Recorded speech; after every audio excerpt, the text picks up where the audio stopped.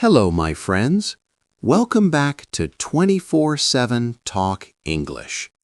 I'm Harry, and I'm really glad you're here with me today. If you're listening right now, there's a big chance you're learning English by yourself. No teacher sitting in front of you, no classroom, no exams, no pressure. Just you, your phone, your headphones, and a quiet moment in your day. Many learners think this is a weakness. They say to themselves, "I can't learn English alone. I need a teacher. I need a class. I need someone to correct every mistake." But today, I want to gently change the way you see this. Today, I want to show you how learning English alone can actually become your greatest strength. Not with school methods, not with stress, not with force, but with calm, real-life, natural English practice that fits into your day, even when you're busy, tired, or quiet. So take a deep breath, relax your shoulders, and let's begin. Why study time often fails. Most English learners believe practice looks like this. You stop everything, you sit down, you open a book or an app, and you say, "Now I study English." This sounds serious. It sounds responsible. But this idea creates a hidden problem. When you say, "Now I study English," your brain prepares for effort. It prepares for mistakes. And very often, it prepares for stress. But real English doesn't live in books. It doesn't live inside exams. Real English lives inside life. There is a simple expression in English: to fit something into your life. It means something becomes a natural part of your day, not a heavy task. English should fit into your life, not sit on top of it like a heavy bag. Language moments, the core idea. So here's a new way to think. Instead of creating study time, you create language moments. A language moment is very small, so small that your brain doesn't fight it. Sometimes it's 10 seconds, sometimes 5 seconds, sometimes just one sentence. Small things don't feel scary, and when something doesn't feel scary, you actually do it. Let me give you a very normal example. You're making tea or coffee. Nothing special, no learning plan. Instead of silence, you gently think, "I'm making tea. The water is hot. I'm waiting." That's it. You don't repeat it 10 times. You don't check grammar. You don't ask, "Is this correct?" You simply let the sentence exist. This is not speaking practice. This is thinking practice. And thinking in English is real practice. Think first, speak later. Many learners believe only speaking matters. But before speaking becomes easy, thinking must become comfortable. Thinking in English is like warming up an engine. No noise, no pressure, no fear. Another simple moment. Before you scroll your phone, pause for 1 second and think, "I'm checking my phone. I want to see messages. I'm just looking." You are not translating. You are going directly into English. This removes the middle step, translation. And when translation disappears, English becomes faster and more natural. Also, you don't correct yourself. There's an idiom, to get in your own way. When you correct every sentence, you block yourself. Flow dies. Language moments are not about being perfect. They're about being present.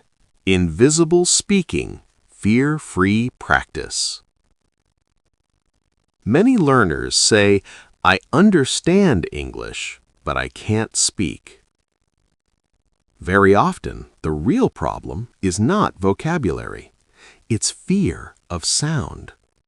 When you speak out loud, your voice becomes public. Mistakes feel real. Your body reacts like danger is coming. So here is a powerful idea.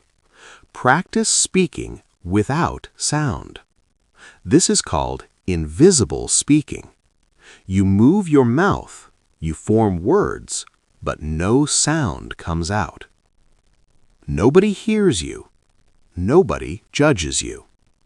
You can silently mouth sentences like, "Today felt long." "I'm a little tired." "I want to rest." You're not performing, you're training movement. Speaking is physical. Your mouth, tongue, and jaw need practice, gently. Invisible speaking takes the pressure off. There's an expression, to ease into something. This means starting slowly, without force. Invisible speaking helps you ease into real speaking.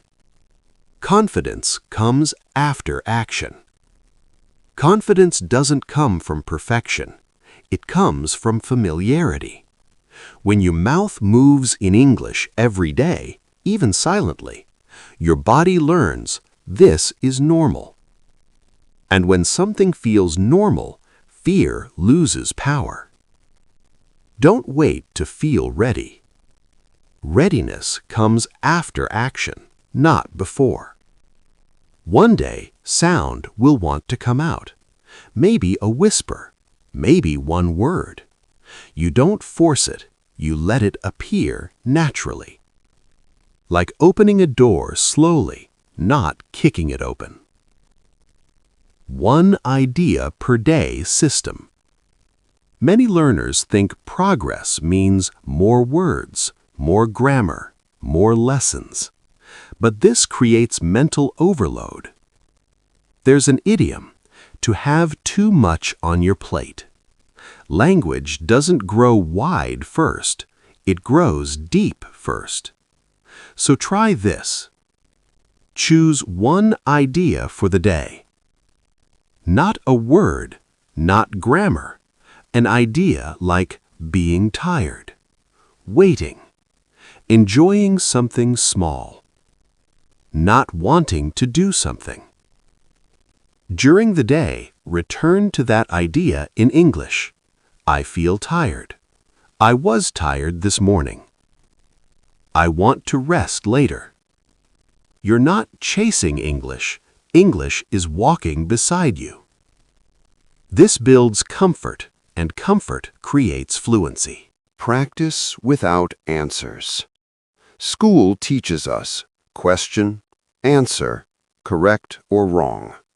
But real language is messy. People pause, they change ideas, they stay silent. So practice without answers. Ask yourself quietly, why do I feel calm right now?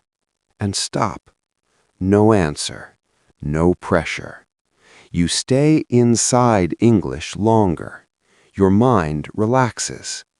Calm creates curiosity, and curiosity accelerates learning. Future memory technique. Instead of chasing a future goal, create a future memory.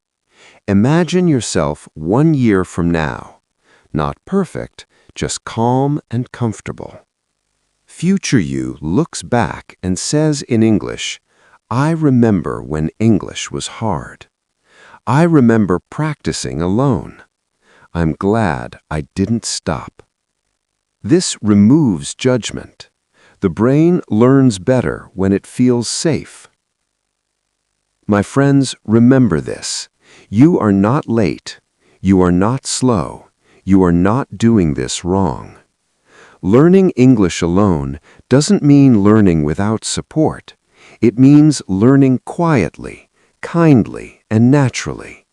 Not in big jumps, but in small moments, honest moments, calm moments, moments when you think in English, moments when you stay silent in English, moments when you don't force answers. Thank you so much for listening to 24/7 Talk English. I'm Harry. Keep learning, keep growing, and most importantly, keep believing in yourself. See you in the next episode. Seedling.